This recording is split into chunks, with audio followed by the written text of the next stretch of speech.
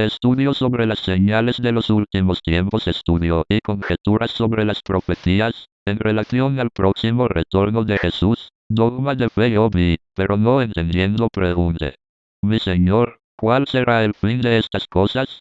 Y él respondió: anda, Daniel, que esas cosas están cerradas y selladas hasta el tiempo del fin.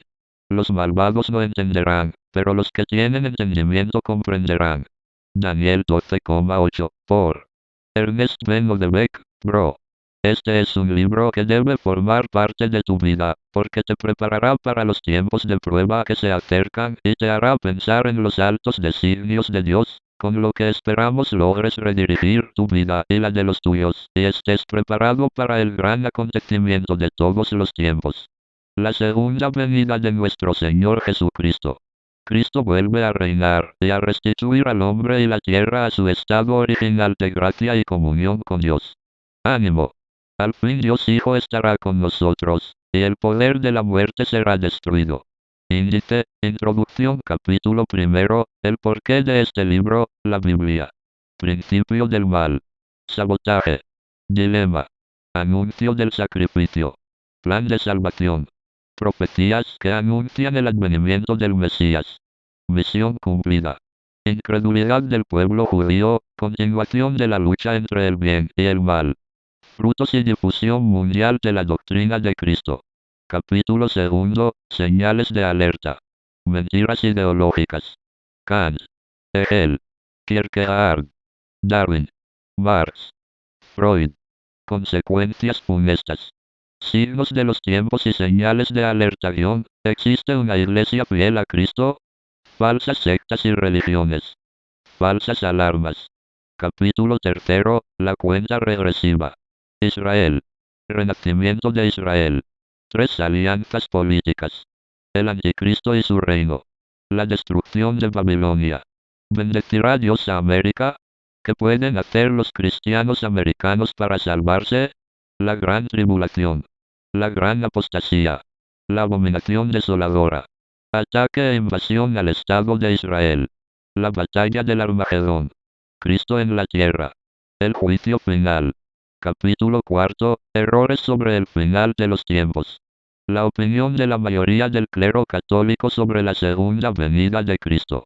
Respuesta a los incrédulos doctores de teología y otras eminencias intelectuales.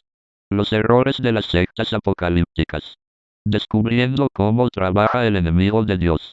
Otras señales de la segunda venida de Cristo. Mensajes y apariciones de la Santísima Virgen María. Otras profecías. Visiones de 2 pontífices. El tercer secreto de Fátima. Otros mensajes del final de los tiempos y manifestaciones de la apostasía. Algunos de los frutos del Concilio Vaticano II.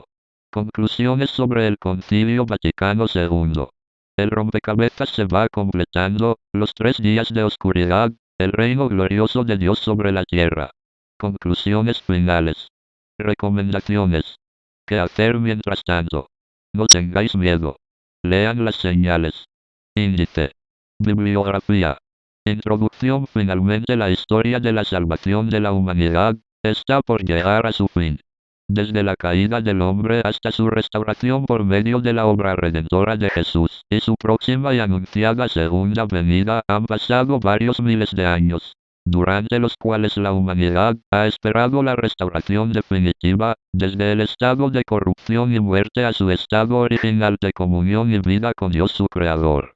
Nunca antes las señales de los últimos tiempos fueron más precisas y claras. Sin embargo, al igual que en la primera venida de Jesús, pocos fueron, y actualmente pocos, son los que se darán cuenta de la inminente llegada del Hijo del Hombre.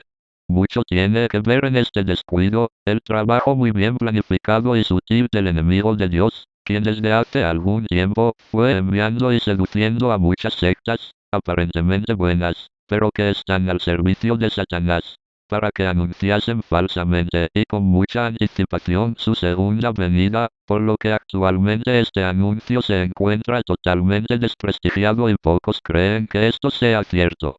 Esto ha dado como resultado que la mayoría de integrantes de la Iglesia Católica, en especial el clero, en un afán de diferenciarse y contradecir a las miles de sectas apocalípticas mentirosas, hayan tomado una actitud de total indiferencia sobre la segunda venida de Jesús. Pero, aun con toda esta confusión e indiferencia que ha creado Satanás, las profecías que hace algún tiempo eran oscuras y difusas, se han vuelto claras y transparentes para el entendimiento de los que aman a Dios. Con el correr del tiempo, el avance de la tecnología y el cumplimiento de muchas señales de los tiempos, nos ha puesto en condiciones de predecir y deducir lo que sucederá a la humanidad en unos pocos años más. Y así, de esa manera, lo que Dios le dijo al profeta Daniel se hace realidad. Anda, Daniel, que estas cosas están cerradas y selladas hasta el tiempo del fin. Dan 12,8. Con lo que nos da a entender que al tiempo del fin, estas profecías se abrirán para entendimiento y salvación de los que aman a Dios y buscan la verdad.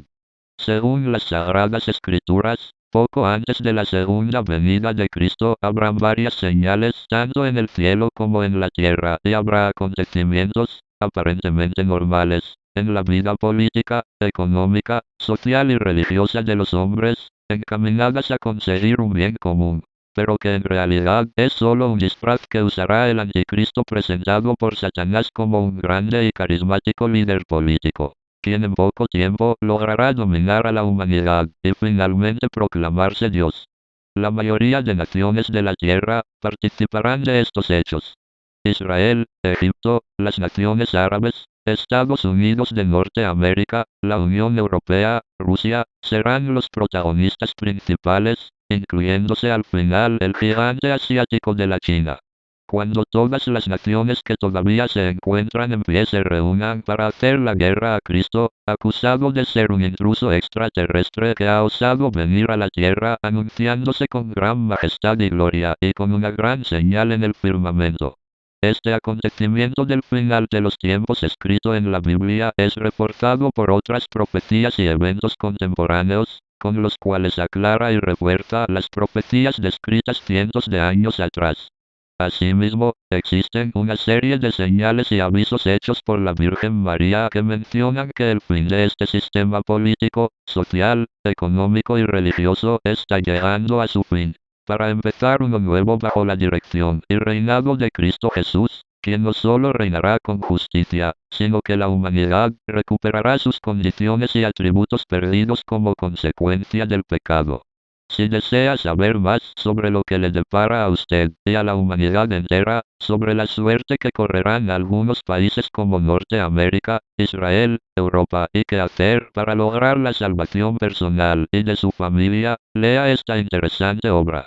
Capítulo 1. El porqué de este libro. La actitud del hombre, muy dado a la soberbia, ha hecho que ponga toda su confianza en la ciencia y la tecnología, las modas, los medios de comunicación. La escasez de valores cristianos en la vida moderna ha llevado a la humanidad a alejarse de Dios. Por lo tanto, y primeramente, hay una gran indiferencia a lo sagrado y espiritual, y pareciera que a nadie le importa el próximo retorno de Jesús. En segundo lugar, existe una gran confusión, aún entre los mismos sacerdotes católicos, sobre el tema de la segunda venida de Jesús, que empeoran las cosas para el común de los fieles. Tercero, en los últimos 50 años, las sectas se han multiplicado tanto que, aparte de aumentar la confusión, han producido una gran división en la verdadera Iglesia de Cristo. En fin, la humanidad corre hacia su destrucción y condenación. Por eso creo sinceramente que es voluntad del Señor y una obligación como cristiano avisar a la humanidad de los últimos acontecimientos que sucederán próximos a la venida del Rey de Reyes y Señor de Señores. De lo contrario, sería ocultar la verdad egoístamente y no tendríamos la conciencia tranquila. Es pues más que un deber dar aviso a la humanidad de los dolores a que será sometida por sus terribles pecados y el gran cambio que se avecina, con la esperanza de que muchos reflexionen, cambien de actitud, se arrepientan y se salven. Aparentemente esto que acabo de decir suena a aires de profeta, pero no es así, nada de eso. Dios me libre de caer en una actitud de esa clase porque no lo soy. Las profecías ya fueron dadas por personas escogidas por Dios. Ahora, lo que estamos tratando de hacer es solo develarlas a través del escudriñamiento de las Sagradas Escrituras, y recordar lo que la Santa Madre Iglesia Católica ya lo venía diciendo desde siglos atrás, pero que últimamente, para ser más exactos, desde unos 40 años atrás, con la aparición de la teología de la liberación, gran parte de los sacerdotes y religiosas católicos han cambiado radicalmente el modo de ver de estos temas escatológicos, por la influencia y las enseñanzas de esta corriente política, infiltrada y disfrazada de cristianismo. Actualmente, es raro encontrar un sacerdote o una religiosa que crea en las profecías de Juan o Daniel respecto al final de los tiempos, siendo que es dogma de fe que Jesús tiene que venir nuevamente y que él mismo indicó muchas de las señales que ocurrirían antes de su regreso. Ahora casi todos creen que las profecías de Juan eran mensajes secretos para los cristianos de su tiempo. Y cuando se les menciona los vaticinios de Jesús y sus profetas, te miran como si fueras un ignorante y se ríen de las aparentes sandeces que acabas de decir. Entonces, humillado y burlado, nunca más vuelves a preguntar sobre el tema y crees en lo que te presentan y dicen estos señores, porque ellos son sacerdotes, laicos consagrados con maestrías y doctorados, o grandes teólogos que enseñan en las universidades y seminarios. El apóstol Pablo advirtió de esto, cuando dice, en realidad no es que haya otro mensaje de salvación. Lo que pasa es que hay algunos que los perturban a ustedes y que quieren trastornar el mensaje de salvación de Cristo. Pero si alguien les anuncia un mensaje de salvación distinto del que ya les hemos anunciado, caiga bajo maldición, no importa si se trata de mí mismo o de un ángel venido del cielo. Gálatas 1,7. Hace poco, en el 2001, hice una encuesta a varios frailes y sacerdotes de Boston, USA, sobre la segunda venida de Cristo y el final de los tiempos. Las respuestas fueron sorprendentes y en cierto modo penosas, pues los hombres de fe deberían saber y esperar con ansias estos acontecimientos. Sin embargo, estas respuestas fueron triviales y hasta un tanto molestas para ellos mismos. Así pues, uno me dijo que eso de la segunda venida de Cristo no debería preocuparnos, pues nadie sabe cuándo será y que a su modo de ver faltaba muchísimo tiempo para que eso ocurriera y eso, si es que ocurrirá, como dudando de la palabra de Dios. Otro dijo que esperaba que todavía no fuese el final, pues todo se acabaría. Tenía la idea que la tierra iba a ser destruida para siempre y que no iba a haber más vida. Otro más dijo que esas cosas eran mentira, pues cada vez que se acercaba un nuevo siglo o un milenio, o cada vez que había una catástrofe como la que ocurrió el 11 de septiembre en Nueva York, la gente empezaba a pregonar el fin del mundo, cosa que, como ya hemos visto, han pasado 2000 años y no ha sucedido nada, así que yo espero que la Tierra dure muchos milenios más, dijo. Y por último, uno más dio su opinión diciendo que el final del tiempo al que se refiere la Biblia es un final personal, al que cada persona se enfrenta cuando le llega la muerte, pero que el mundo seguirá existiendo por siempre mientras el hombre mismo no lo destruya. Solo uno de los veintitantos que entrevisté dijo que esperaba que Jesús viniese pronto a terminar con toda la gama de injusticias y sufrimientos a los que estamos sujetos. Como verán, existe un desconocimiento tremendo de las cosas del fin, pero lo peor es que entre todos los encuestados, cuando se les habla de este tema, ya sean sacerdotes católicos, pastores evangélicos o laicos, se nota claramente que es un tema que molesta, como que no quisieran que esto sucediese, porque se encuentran muy apegados a las cosas terrenales, y no les importa vivir bajo este sistema dominado por Satanás, o porque tienen miedo de las cosas que vendrán. Es penoso y lamentable que la misma gente religiosa no desee vehementemente la venida del rey a quien dicen servir, cuando se supone que el siervo debe esperar con ansias a su amo, o mejor aún, como el hijo o la hija, espera impaciente el retorno de su padre, o como la esposa, iglesia que la conformamos todos los cristianos, debemos esperar ansiosos la llegada del amado que es Jesús. ¿Qué diría un esposo si después de haber estado ausente por mucho tiempo su esposa no lo esperara o no desea su retorno, simplemente que no lo ama, que no es digna de llamarse esposa? Hay muchos, Me parece que no son dignos de llamarse hijos de Dios ni hermanos de Cristo, aunque vistan hábitos o se hagan llamar pastores. Basándonos en las Sagradas Escrituras y del magisterio de la Santa Madre Iglesia Católica, esta situación que acabo de describir es de por sí una de las señales más importantes del fin de los tiempos. La confusión de la doctrina y la apostasía dentro de la misma Iglesia.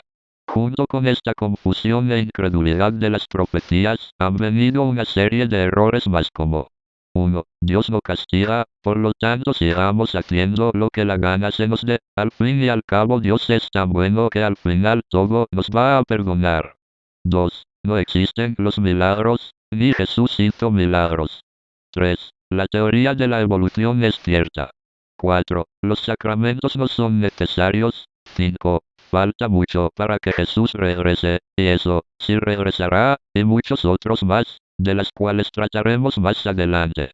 Afortunadamente Dios ha permitido que así como hay muchos del clero que están equivocados, hay otros inspirados por Dios y asistidos por la Virgen que están luchando por advertir a la humanidad y a la Iglesia de la proximidad de nuestro Señor Jesús, y de que es necesario prepararse para recibirlo.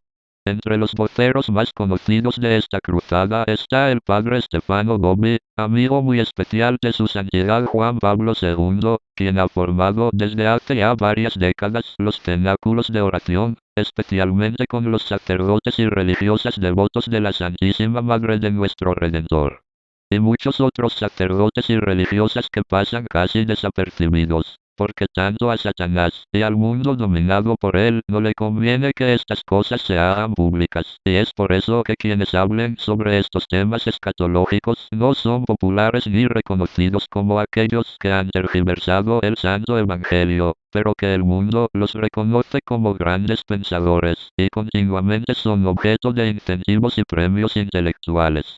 Esta obra, Profecías de la Biblia, entendiendo las señales de los últimos tiempos, se apoya también en el análisis de hechos históricos y políticos, pasados y presentes, como profecías y vaticinios de otros hombres santos, y sobre todo de los mensajes de la Virgen María que continuamente se está apareciendo.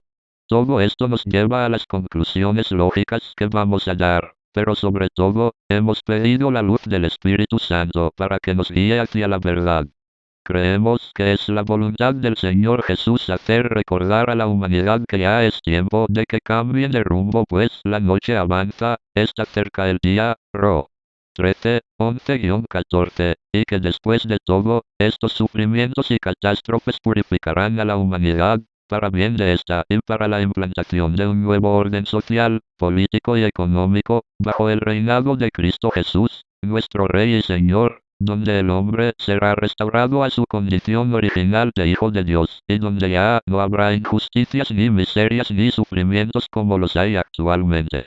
Es también importante hacer ver que mucha gente tampoco cree en la segunda venida de Cristo ni en el tiempo del fin de este sistema inicuo, porque desde hace mucho tiempo se ha venido propalando esta noticia de un modo falso e irresponsable. Así, por ejemplo, por mencionar los más recientes hechos. Desde que nació el movimiento religioso de los adventistas en el siglo XIX, estos andaban diciendo que el fin del mundo iba a ser inminente. Igualmente han hecho los testigos de Jehová, que aparecieron poco después que los primeros. Andaban vociferando que el fin se daba para tal o cual fecha, infundiendo temor entre las gentes que los escuchaban, y lo que es peor, contradiciendo las mismas palabras de Jesús, se atrevieron a dar fechas exactas de este suceso. De igual modo han actuado los mormones y otras sectas, falsos profetas y visionarios que lo único que han hecho es servir a los intereses de Satanás, confundiendo y dividiendo a los cristianos.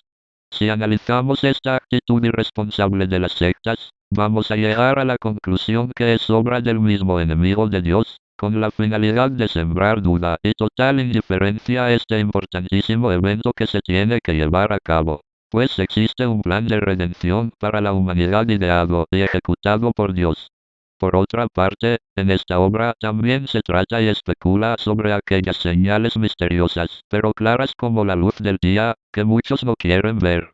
señales y avisos que la Virgen María ha dado a la humanidad como precursora de Cristo en su segunda venida. Y por supuesto, se habla de las predicciones de los profetas del Antiguo y del Nuevo Testamento, de las promesas de Jesús, y de algunos santos y videntes cristianos.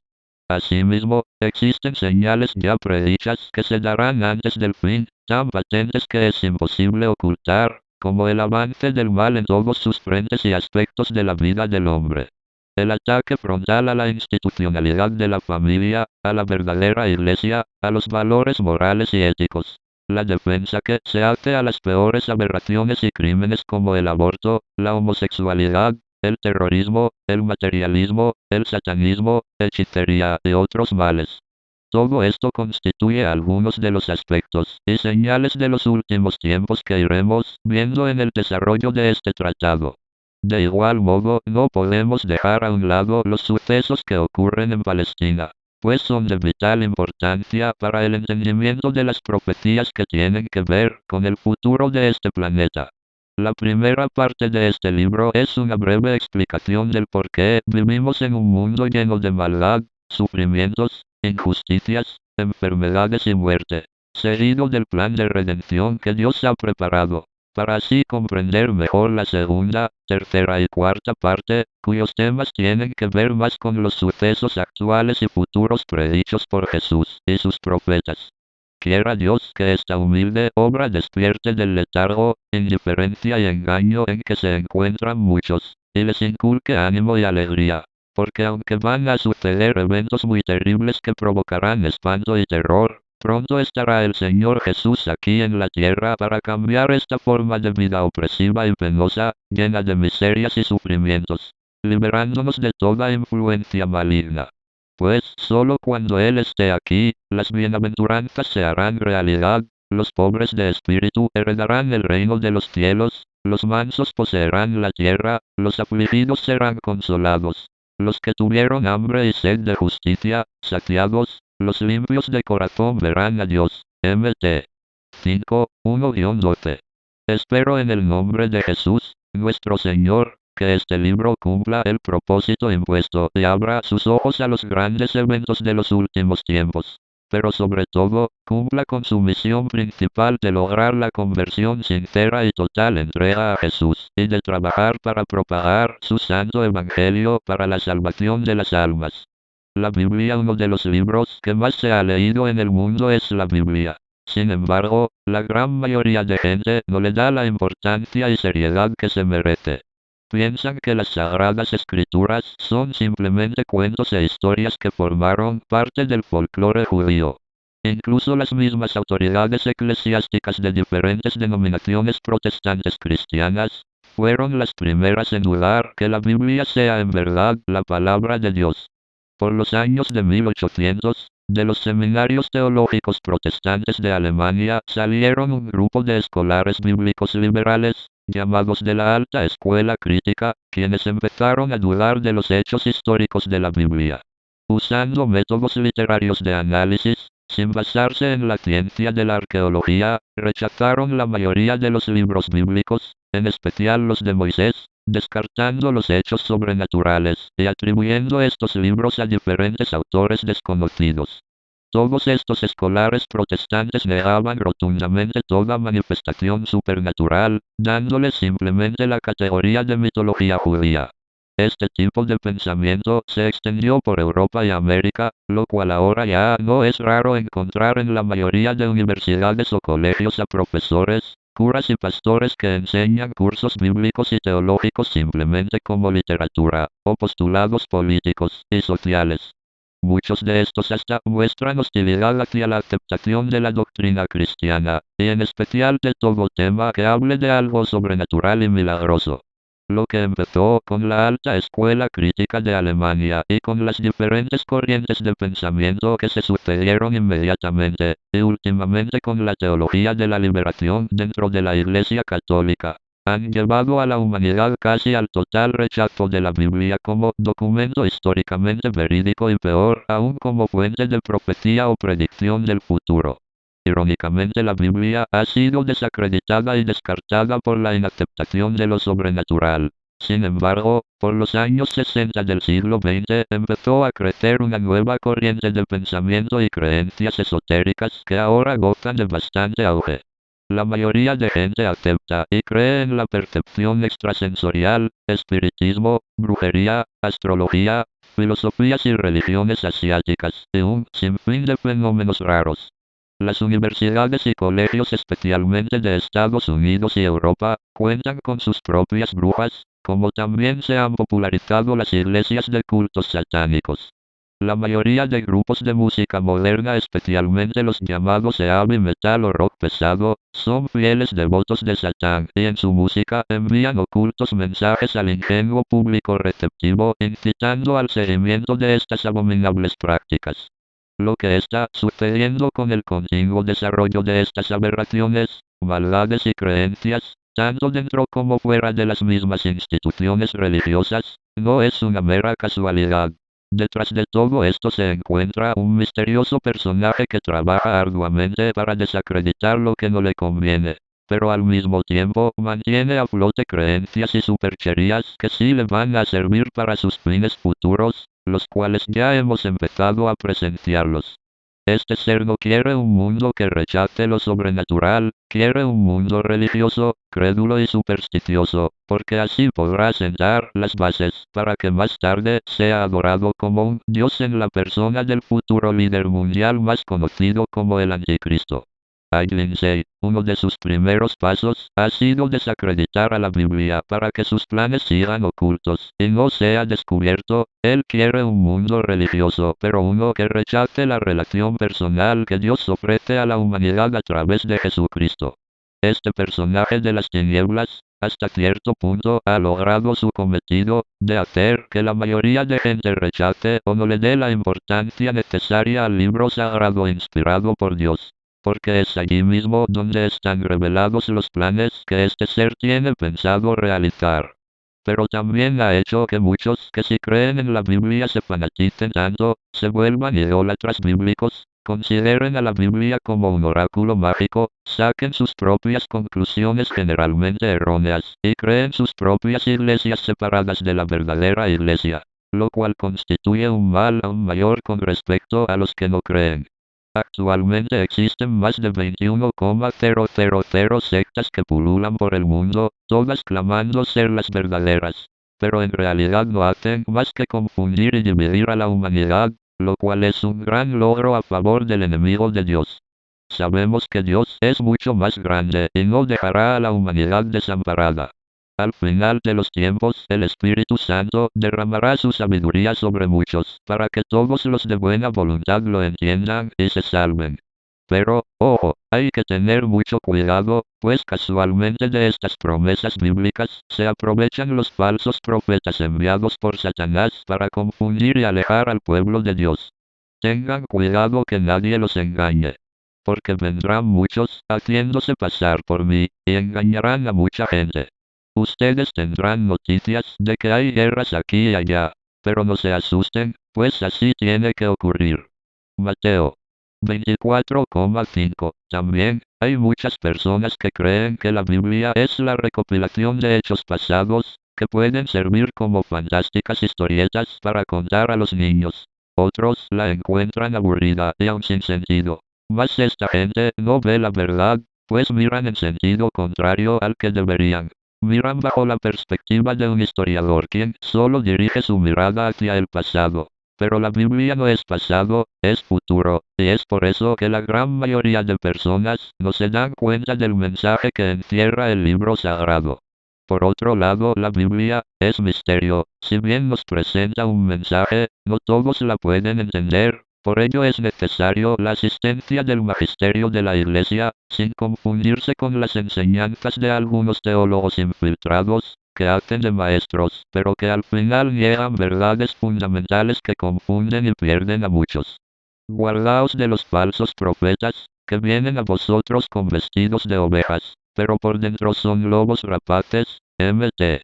7:15. Asimismo, ante tantas manifestaciones y avisos del final de este sistema hechos por la Virgen María y por muchos santos y profetas, Todos los cristianos creyentes deberían estar cambiando de vida, acercándose a Dios y leyendo las Sagradas Escrituras, para al menos tratar de entender lo que dicen las profecías acerca del final, que por cierto no será el fin de la tierra en forma física, sino que será el fin del sistema mundial en que vivimos, relacionado con el aspecto espiritual, social y económico, produciéndose un cambio total de la forma de vivir, pensar, actuar, e incluso la naturaleza misma cambiará del estado actual, inhóspito, malsano, de sufrimiento y destrucción a su estado original de armonía, justicia, amor y belleza, porque estaremos bajo el mando y dirección del propio Mesías, y por supuesto ya no tendremos la influencia maléfica del enemigo. Recién entonces experimentaremos la verdadera liberación del mal que hoy muchos confunden con una liberación política, superficial y mal entendida. Sin embargo, pocos son los que sienten ese ánimo y alegría mezclada con cierto temor por los hechos que han de suceder. Pocos leen la Biblia por curiosidad que hasta la podríamos llamar santa, pues, si buscáramos saber la verdad por medio de las Sagradas Escrituras, fuente de inspiración divina, muchos se salvarían.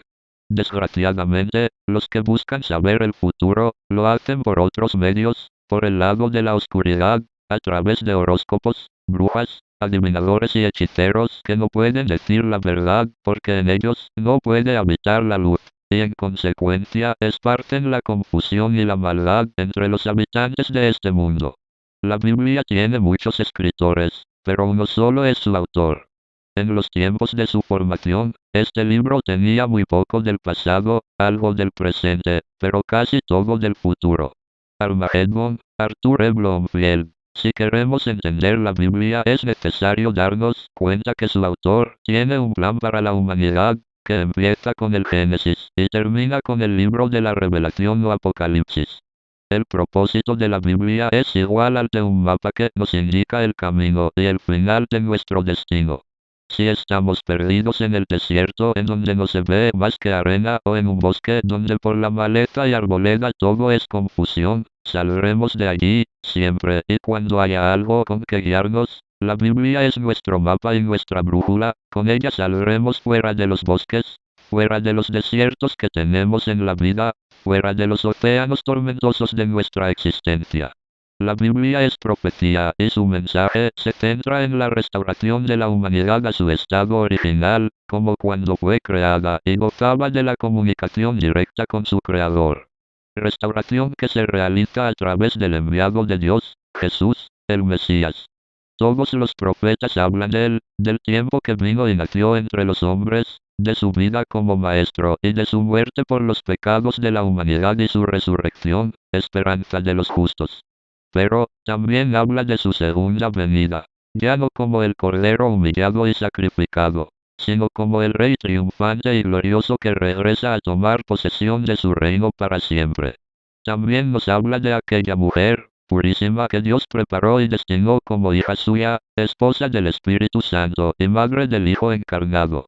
Como la bienaventurada, de quien todas las generaciones la llamarán así, por su papel protagónico en la redención de la humanidad. LT 1:48. Cuando leamos la Biblia, tratemos de ponernos en el tiempo y lugar en que vivieron los profetas, porque para explicar las visiones que vieron, eventos que se llevarían a cabo cientos y cientos de años adelante de su tiempo, con civilizaciones diferentes a lo que ellos conocían, con modos de vida muy cambiados, y con una tecnología de cientos de años más avanzada, de la que tal vez nada entendía. Tenían ellos que adaptar su lenguaje y sus explicaciones a los tiempos y al medio en que vivieron y conocieron. Así, cuando el apóstol Juan dice que el sol se oscureció y que la luna se tiñó de sangre, sus explicaciones concuerdan exactamente con las consecuencias y resultados de una guerra nuclear. Y el sol se puso negro como tela de silicio y la luna se volvió toda como sangre. A.6,12. Recientemente, la Academia de Ciencias de los Estados Unidos, una de las más prestigiosas del mundo, en su estudio de 190 páginas, denominado El invierno nuclear, y encargado por el Departamento de Defensa de ese mismo país, Reafirmó la teoría del invierno nuclear ya anunciada en 1983, donde se comprueba que las explosiones atómicas contaminan el ambiente y levantan tal cantidad de polvo radioactivo que la luz del sol sería muy tenue o nula, el sol se puso negro, y a la luna se la vería roja. La luna se tiñó de sangre. Visión, informe especial. 1-85 y fue arrojado en el mar como una gran montaña, ardiente, y cayó del cielo un astro grande, ardiendo como una antorcha, y fue herida la tercera parte del sol y la tercera parte de la luna, de suerte que se obscureció, el día perdió su brillo. Apocalipsis 8:8-12, ¿no serán estas montañas y astros, cohetes o misiles intercontinentales? A lo lejos uno de estos parecerá un meteoro, montaña de fuego, pero más cerca es exactamente como una gran antorcha.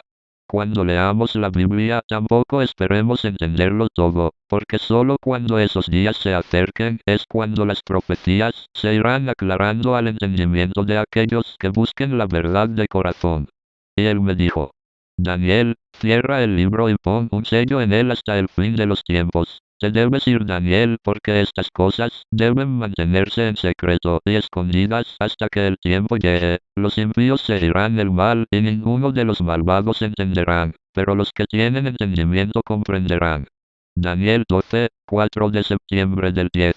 Unos cuantos años atrás, muchas de las profecías no las hubiéramos entendido, porque muchas cosas de las que la Biblia hace mención, todavía no eran inventadas o no sucedían. Sin embargo, el tiempo va pasando, la ciencia adelantando y la Biblia se va abriendo claramente como si leyéramos un periódico del día con las últimas noticias del momento. El ejemplo más patente de esto, por mencionar uno, es el retorno de los judíos a Palestina, de donde fueron dispersados hace 2000 años. Algunos años antes de la proclamación del Estado de Israel, nadie creía que Israel volvería a renacer, y los que escribían sobre estos temas pensaban que cuando los profetas hablaban de Israel, se referían a la Iglesia de Cristo. Ahora vemos que no es así. La profecía en este aspecto se ha cumplido con exactitud, y para asombro de todos. Yahvé me respondió diciendo: escribe la visión y grábala en tabletas, de modo que pueda leerse de corrido. Porque la visión es para determinado tiempo, espérala que ciertamente llegará, no faltará.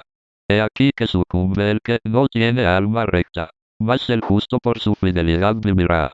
Habacuc 2,2-4. Por último, pero no menos importante, cuando leamos la Biblia, tenemos que pedir a Dios la gracia del entendimiento y la asistencia del sagrado magisterio de la Iglesia, aunque en estos tiempos de apostasía es muy difícil saber quién te dice la verdad y quién no, pero entonces, si de verdad amas a Dios y quieres saber su verdad, verás con los ojos de la fe que Él mismo te los abrirá. Pues en la Biblia existe un lenguaje figurado y misterioso en el cual, por lo general, hay una relación entre lo físico e histórico y lo simbólico o espiritual, solo por citar un ejemplo, que hay muchos, pero los iremos viendo a su debido tiempo. Cuando Juan nos habla de las estrellas que caían, no son astros de los que conocemos por la astronomía o la física, sino seres espirituales pertenecientes a las legiones de Satanás. En Apocalipsis 12:4.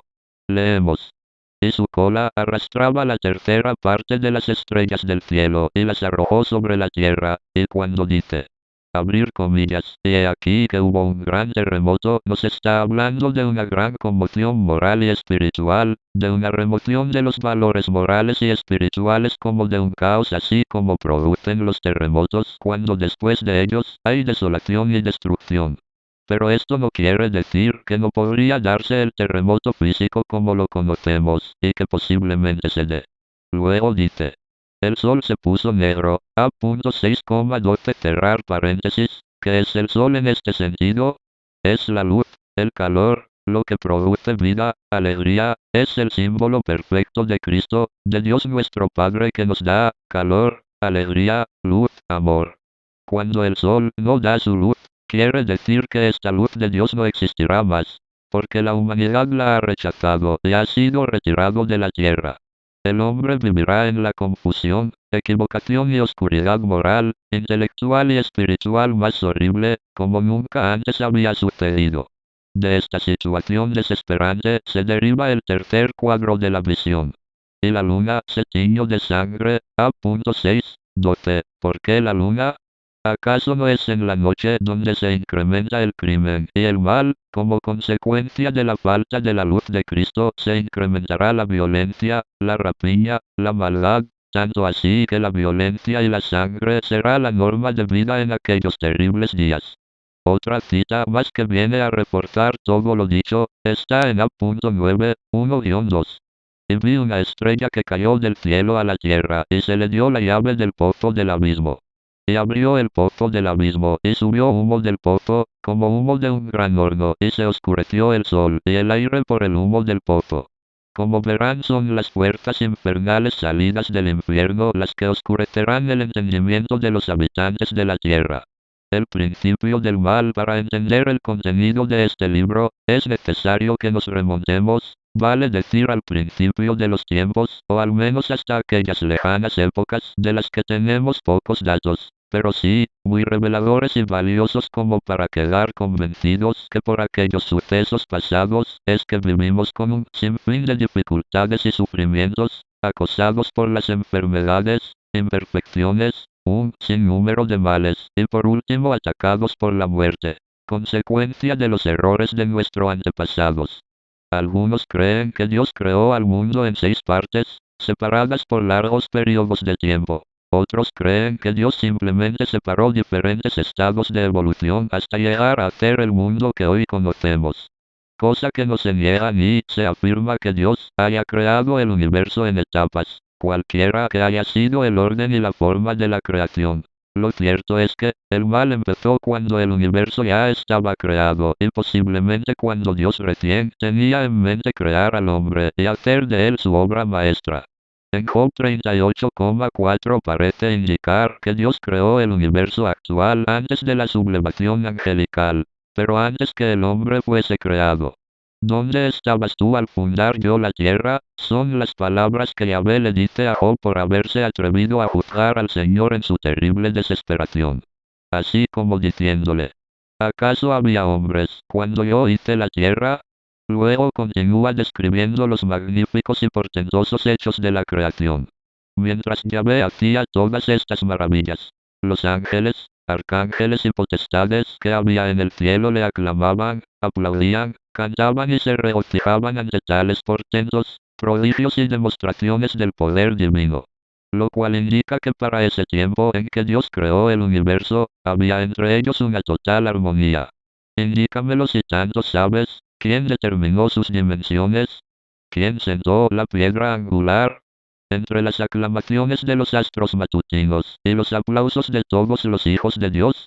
Job 38,7. Aquí también el escritor de este libro habla de estrellas matutinas y luceros de la mañana, refiriéndose a seres angelicales. Ante esta situación de armonía en que se encontraba el universo, cabe preguntarse, ¿qué fue lo que pasó para que se inicie una revolución? ¿Cuál fue la causa para la rebelión de probablemente millones de seres angelicales, comandados por el más perfecto de todos ellos, Luzbel? ¿No sería que Dios tenía en mente crear un ser, el hombre, que tendría poder sobre los demás seres angelicales? Lo cual a muchos de estos ángeles no les gustó tal idea, quizás lo consideraban inferior a ellos, por ser menos etéreo o contar con parte material, igual al mundo inferior, y por lo tanto indigno de tener dominio sobre ellos. San Pablo en 1 Corintios 6,3 dice, ¿saben ustedes que juzgaremos a los ángeles? En la carta a los hebreos nos enseña que el hombre será el que tenga dominio en el mundo nuevo y luego añade algunas estrofas del salmista. ¿Qué es el hombre para que te acuerdes de él, o el hijo del hombre para que tú le visites? Coronástele de gloria y honor, todo lo pusiste debajo de sus pies. Pues al decir que se lo sometió todo, es que no dejó nada que no lo sometiera. Hebreos 2,6. ¿Se pueden imaginar a qué niveles tan altos lo había puesto Dios al hombre? El apóstol Juan también nos cuenta que cuando estaba recibiendo las visiones del Apocalipsis, él quiso arrodillarse ante el ángel que le estaba hablando, y éste le dijo, no lo hagas, consiervo tuyo soy y él de tus hermanos, de todos ellos que tienen la verdad que Cristo ha revelado, adora a Dios. Apocalipsis 19,10. Por eso, no hay otro modo de explicar ese odio que Satanás tiene a la humanidad. Si esto es cierto, después de la revolución que estos ángeles suscitaron, el planeta Tierra y posiblemente parte de nuestra galaxia quedó destruida por las batallas que se libraron entre las huestes celestiales fieles a Dios y los rebeldes. Esto parece demostrarse con la llamada teoría del gran lapso, en la que se cree que entre el Génesis 1 y Génesis 2 pasó un determinado tiempo, porque los únicos actos originales de la creación están escritos por la palabra hebrea bara, lo cual significa traer algo a la existencia de la nada, la misma que solo se encuentra en Génesis 1-1, 1-21, 1-27. Hay Lindsay. El primero se refiere a los actos originales de la creación en tiempos imposibles de saber. En el segundo caso, se refiere a la creación de todos los animales y criaturas subhumanas. Y por último, en Génesis 1-27, se describe la creación de hombre. Otras palabras hebreas usadas en conexión con la creación no necesariamente implican actos originales, pero sí significan restauración, reparación de un mundo o galaxia que en Génesis 1,2 es descrita en estado de caos. Este estado de desorden es descrito literalmente por las palabras hebreas tohu abohu, que significa sin forma. Esta expresión no solo quiere decir lo anterior, sino más bien algo que está destruido como resultado de una catástrofe, porque como el estudioso bíblico Barnose dice para respaldar su teoría del gran lapso, que Dios, siendo perfecto, no puede crear un mundo imperfecto, caótico, destruido, sin forma, en tinieblas y en ruinas, como se describe en varios pasajes del Génesis, lo cual sería una violación de los mismos principios espirituales afirmados por el Espíritu Santo.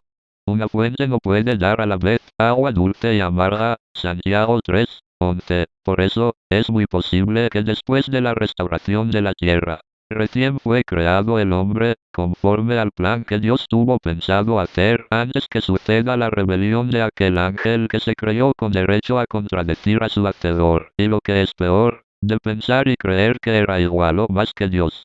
En el pasado solo hubo una voluntad, la de Dios.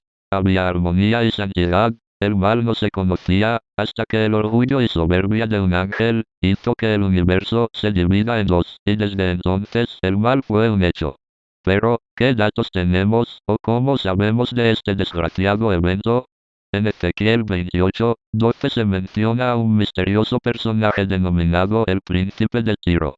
Es descrito como alguien que tenía el sello de la perfección, el escogido, el líder, el querubín. Todas las joyas le fueron dadas a él, indicando que tenía el más alto rango de todos los demás seres celestiales, y siempre estaba en el jardín del Señor. En este pasaje Ezequiel nos habla del ser más grande que Dios creó, uno que no tenía igual en belleza, sabiduría, privilegio y autoridad. Este es el mismo que Isaías describe como el Hijo de la Mañana, el mismo cuyo nombre significa el que resplandece. ¿Podrían haber sido estas descripciones correspondientes a algún hombre? No, porque primeramente los hombres ya no son creados. Después de Adán el hombre nace. Segundo, después de Adán ningún hombre fue perfecto, excepto Jesucristo. Según la descripción de Ezequiel, este personaje fue perfecto desde el día en que fue creado. Hijo del hombre canta una elegía al príncipe de Tiro y dile: así habla el Señor, Yahvé. Eras el sello de la perfección, lleno de sabiduría y acabado en belleza. Habitabas en el Edén, en el jardín de Dios, vestido de todas las preciosidades, el rubí, el topacio. El día en que fuiste creado te pusieron junto al querube, colocado en el monte santo de Dios. Fuiste perfecto en tus caminos desde que fuiste creado hasta el día que fue hallada en ti la iniquidad. Ezequiel 28,12. Luzbel fue creado en todo sentido perfecto, era el que tenía la más alta posición en el cielo, hasta que la maldad entró en su ser, marcando así la caída de Luzbel y el nacimiento de Satanás. Es importante notar que Yahvé habla de Satanás indirectamente a través de otros personajes, como en este caso a través del príncipe de Tiro. En Génesis 3,14 se refiere como la serpiente en el Edén, y en Mateo 16, 23 incluso a través de Pedro, cuando Jesús le amonesta a este. El profeta Isaías también nos habla de un personaje al que llama Lucero de la mañana. ¿Cómo caíste del cielo, lucero brillante, hijo de la aurora, echado por tierra el dominador de las naciones? Y tú decías en tu corazón, subiré a los cielos. En lo alto, sobre las estrellas del cielo elevaré mi trono, y seré igual al Altísimo. Isaías 14, 12-25. En ambos casos, se menciona a un personaje que se creyó el más grande y poderoso, incluso se comparó igual que Yahvé, pero cayó por su arrogancia, vanidad, orgullo y soberbia. Desde ese tiempo el universo ya no fue más un centro de armonía. Había una segunda voluntad contraria a la primera. Por eso Dios cambió el nombre de Luzbel por Lucifer o Satanás, que quiere decir el adversario, el que resiste, y demonio, que significa el acusador. Luego del juicio de esta estrella caída, Dios creó el infierno para él y sus seguidores. Y una vez sofocada la rebelión, posiblemente el Señor limpió y restauró la tierra para seguir con su plan de crear al hombre. Ahora bien, para comprender la historia de la salvación que Dios preparó para redimir a la humanidad, y para continuar con la lectura de este libro, es necesario que en todo momento no olvidemos la existencia de estas dos fuerzas muy poderosas que desde hace muchos milenios vienen luchando, el bien y el mal. Solo basta mirar a nuestro alrededor para darnos cuenta que el ser humano se mueve y actúa en base a estas dos realidades. Las profecías de la Biblia casualmente tratan de todos los sucesos que ocurrirán para que el bien triunfe. Sabotaje. Bien, podríamos decir que el primer acto de sabotaje cometido en la historia fue hecho por Lucifer al tratar de arruinar las obras del Creador. Yahvé creó al hombre y lo hizo a imagen y semejanza de su propio ser. Esto no quiere decir necesariamente que seamos semejantes por nuestro físico, sino más bien por el espíritu con que contamos, por la voluntad y razonamiento para discernir lo que es bueno y lo que es malo. Dándoles todos estos atributos propios de él, los ha puesto en el paraíso, otorgándoles dominio sobre todas las cosas, y coronándoles de gloria, les encomienda que crezcan y se multipliquen. Y los creó macho y hembra, y los bendijo Dios diciendo: procread, y multiplicaos, y henchid la tierra, sometedla y dominadla. Génesis 1, 27-28. Por cierto que siendo Adán y Eva obra de Dios, con poderes y dominio sobre los mismos ángeles, seguramente eran los especímenes más perfectos y complejos que jamás existieron en la tierra. Tanto en su aspecto físico como espiritual eran la máxima expresión de la obra que Yahvé creó para la tierra. Eva debió ser la mujer más bonita que esta tierra conoció, todo lo contrario a las imágenes y conceptos darwinianos que ahora dominan en casi todo el mundo, al pensar que el hombre tenía aspecto de simio. En este caso también podemos aplicar el principio antes mencionado, que de un Dios perfecto, solo pueden salir seres completos y perfectos, y no seres semi-hechos que están en evolución. Ahora bien, Dios ha creado una nueva especie de seres, y los ha hecho perfectos, pero ¿serán fieles y leales a su Creador? Anteriormente Yahvé había creado otros seres con características superiores. Sin embargo, el más perfecto y querido se rebeló arrastrando a muchísimos más con él. Por eso Dios, esta vez pone una restricción a estas nuevas criaturas para probar su fidelidad. Y les dio este mandato: de todos los árboles del paraíso podéis comer, pero del árbol de las ciencias del bien y del mal no coman, porque el día que de él comiereis ciertamente morirán. Génesis 2, 16-17. Exactamente no se sabe cuál fue la prohibición que Dios impuso a Adán y Eva, pues el pasaje anterior parece estar en sentido figurativo como muchos otros. El hecho es que, de esta situación se aprovechó Lucifer para arrastrar también al hombre hacia la infidelidad y desobediencia, usando una de las bestias que había, la serpiente. Saboteó la última de las obras del Señor. ¿Cuál sería el motivo principal que llevó a Satanás a cometer este acto criminal? ¿Sería el odio que siente hacia Dios? ¿O sería odio hacia el hombre quien tal vez fue motivo de su caída?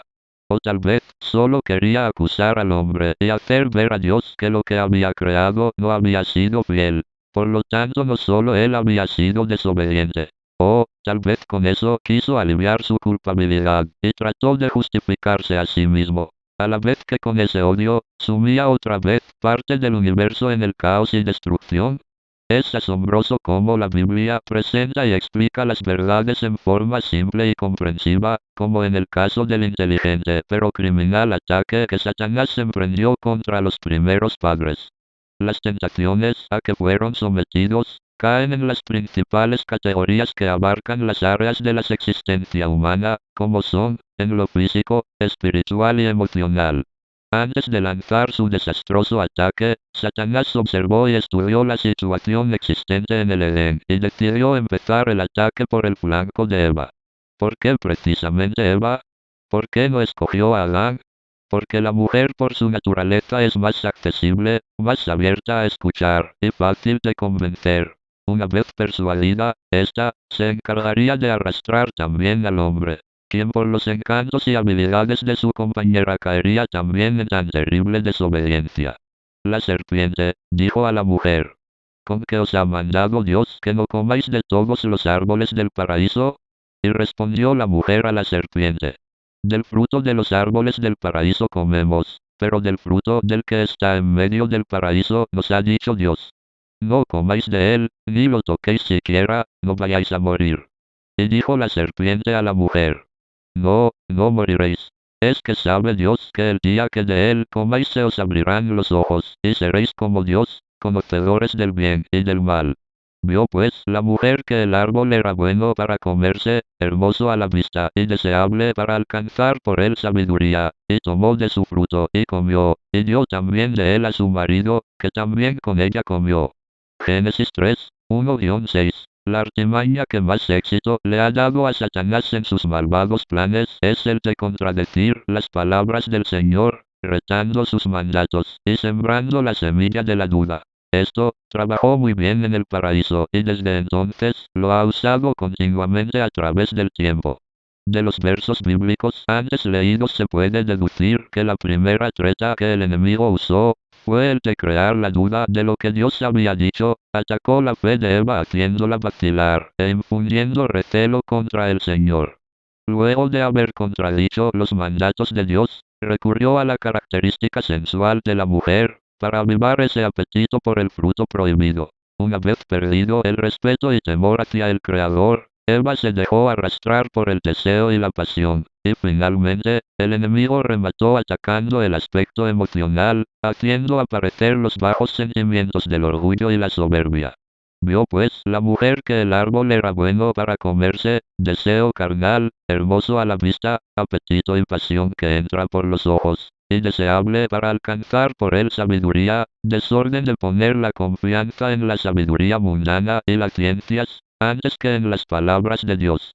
Estos fueron en sí los pecados que cometieron viniendo a convertirse en seguidores y confidentes de Satanás.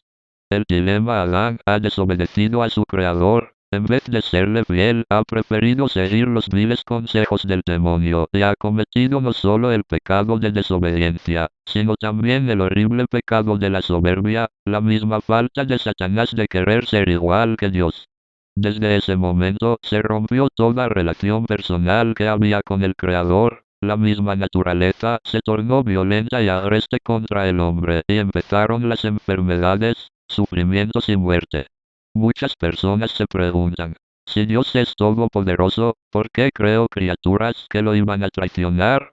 En realidad Dios los creó perfectos, y más aún les dio atributos que Él tiene, como la libre voluntad. Yahvé no quería crear robots o muñecos programados, sin voluntad, quería seres semejantes al mismo Dios, con inteligencia, voluntad, libertad e inmortalidad. Sin embargo, aun con todas estas cualidades, Adán trajo su propia destrucción y el de toda la humanidad. Dios le dijo que su desobediencia le traería la muerte y eso fue exactamente lo que pasó. Adán sufrió inmediata separación espiritual y posteriormente la muerte física. En el mundo no hay manera de explicar por qué existe la muerte, fuera de la existencia del mal. No se encuentra razón médica o científica que explique por qué el hombre debe morir. Más bien las evidencias científicas señalan que el hombre fue creado para vivir, para ser inmortal. Pero no sucede así, solo alcanza cierto punto de desarrollo físico y mental y empieza a deteriorarse. El proceso de renovación celular podría continuar por siempre. Sin embargo, por razones desconocidas e ilógicas, todo el proceso rejuvenecedor empieza a fallar hasta llegar a la muerte. La ciencia no sabe por qué se deterioran nuestros cuerpos, pero la Biblia nos da la respuesta y nos dice que es consecuencia del pecado.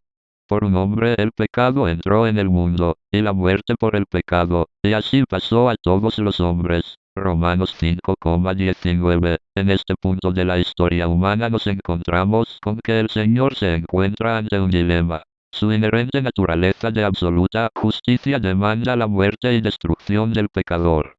Dios no puede pasar por alto el desorden y desobediencia, así como no pasó por alto la transgresión de Luzbel. Al mismo tiempo, su amor por el hombre le lleva a tenerle compasión, a perdonarle y a pensar cómo restaurar a aquella criatura que tanto ama, pero que tan ingratamente lo ha despreciado y desobedecido. A través de todas las sagradas escrituras, encontramos pasajes que nos indican cuán grande es el amor de Dios por el hombre. Casi todos los profetas proclaman el amor que Dios le tiene, no solo al principio cuando era perfecto, sino también a través de los tiempos de imperfección y deslealtad. El profeta Isaías nos da una pequeña pista del propósito que Yahvé tenía al crear a esta criatura que es el hombre. Yo los he creado, yo los he formado, para mi gloria. Isaías 43,7. Ante el dilema de hacer justicia y condenar al pecador y el amor que siente hacia este, ¿cómo podría el Señor satisfacer una demanda sin violar la otra? El Señor sabe que el hombre es culpable, que lejos de confiar y obedecerle, ha roto toda la relación con él y ha preferido seguir los consejos de su enemigo. Dios ha pronunciado su justa sentencia, y por ello el hombre sufrirá las consecuencias de su desorden por generaciones y generaciones. Por ti será maldita la tierra, con trabajo comerás el pan hasta que vuelvas a la tierra, pues de ella has sido tomado. Génesis 3:17. Yahvé sabe que detrás de esta transgresión del hombre, está el ser maligno, el verdadero culpable de todas las catástrofes que sufre el universo, el verdadero responsable de la desgracia del hombre, aquel ángel caído que en otro tiempo gozó de la presencia del Señor. Por eso, el Señor no dejará en la ruina y miseria al hombre, no le dejará a merced del acusador y enemigo, pero, ¿quién podría satisfacer la justicia divina? ¿Qué hijo de hombre podrá ser perfecto y restaurar a la humanidad? No, no existe nadie digno, ni nadie tan perfecto que cumpla con los requisitos celestiales. Por eso, la única solución es que el mismo Dios se haga hombre a través de una de las personas de su misteriosa trilogía. El Hijo, y, así naciendo como criatura humana, logrará la perfección y obediencia, restaurando a la humanidad caída. El pecado demanda castigo, y será el Señor mismo quien pague esa falta a través de la persona del segundo Adán, el Mesías. Entregando su propia vida, pagará el pecado de los hombres y así quedará satisfecho el justo juicio que demandaba castigo y su gran amor que demandaba restauración y amistad para su creación. La actitud de Yahvé hacia el hombre es como la de un padre que va al rescate de su hijo que ha caído en desgracia. Antes que el hijo se pudra en la cárcel por el crimen que cometió, el padre se apresura a sacarlo y paga con su misma persona el crimen de su hijo, y lo que es más, paga con su propia vida la sentencia pronunciada contra su hijo desobediente.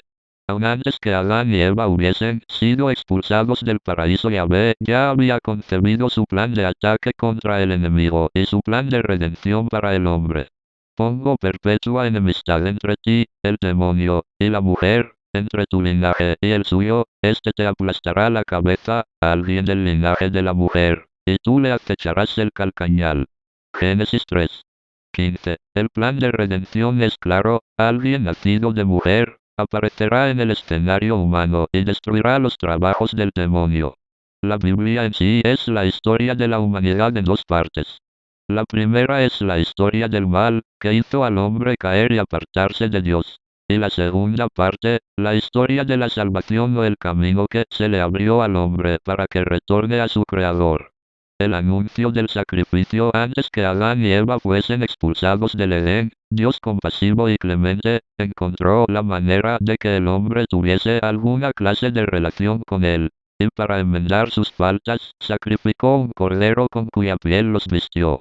Los esfuerzos de Adán y Eva por cubrir su desnudez, simbólicamente sus faltas, con las hojas de la higuera, no eran suficientes. Tanto así que el mismo Señor sacrificó un animal para vestirlos con la piel. Este fue el primer sacrificio con derramamiento de sangre, por causa de los pecados del hombre. Sacrificios que se siguieron por generaciones y generaciones, como presagio del gran sacrificio que el Hijo de Dios iba a realizar para redimir al mundo. Nos dice la Biblia que, cuando Caín hacía sus ofrendas a Dios, estas no eran del agrado del Señor. ¿Qué motivos habían para que no sean bien vistas? Después de todo, sus ofrendas no eran malas, era el fruto de su trabajo, el fruto de la tierra. Al cabo de tiempo hizo Caín ofrenda a Yahvé de los frutos de la tierra, al Señor no le agradó.